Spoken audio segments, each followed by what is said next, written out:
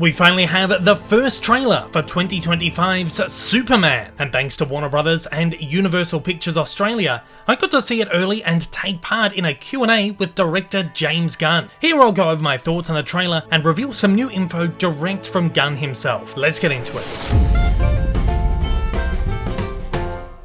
The debut feature of the DCU is upon us, with Superman hitting theatres in July 2025. We've got our first teaser trailer and it is spectacular. As a huge Superman fan for 30 odd years, I'm so excited to see a whole new vision being brought to the screen.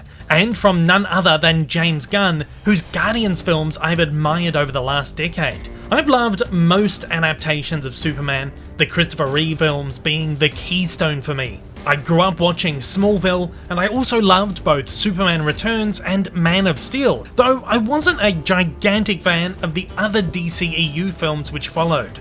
I was particularly unimpressed with the direction that Zack Snyder was taking Superman. Suffice to say, I'm very excited to see in this trailer a more bright, vibrant and optimistic spin being put on Superman once again, with a story that focuses on love, belonging and hopefulness. To me, it's getting back to the roots of what Superman should be.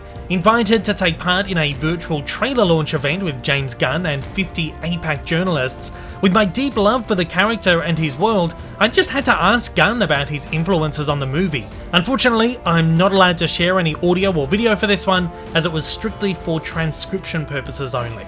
I asked, the original Superman, 1978, I believe is still the greatest superhero film ever made. Superman is amongst the most adapted superheroes on the screen. There must be an enormous amount of pressure taking on this story. Did you pull inspiration from past films or series, or did you feel you needed to come at it with a whole new angle? James Gunn replied, yes, I mean, definitely I was. There's all sorts of things from the other movies that I was impressed by, and seeing the Donner movie as a kid was very cool for me, and I loved it, and so I took a lot of stuff from that. Zack did a lot of amazing things with action, I took a lot of stuff from that. But I took a lot of different things from different time periods, but also I really go back to the comic books, because I'm first and foremost a comic book fan. So I really took more inspiration from the comics than I did from the film adaptations, frankly.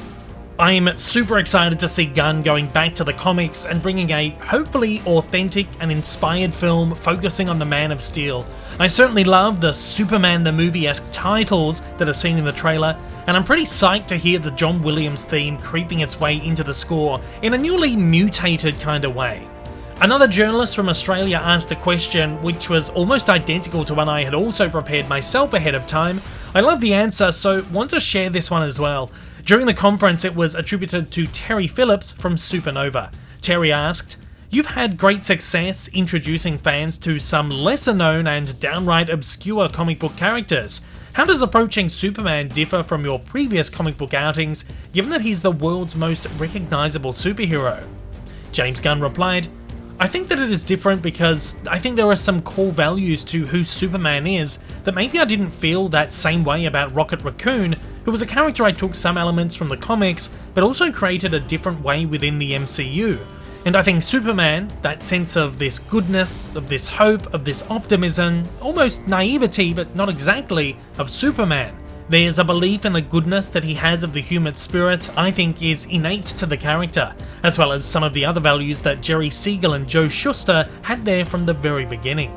Superman could quite possibly be my most anticipated movie of 2025, and I'm very satisfied with this teaser. Getting to see our first looks at Superman, Lois and Lex is great, and the new Daily Planet set just looks plain awesome. Of course, the appearance of Krypto is a lot of fun as well, and I just can't wait to see how Gunn ties it all together.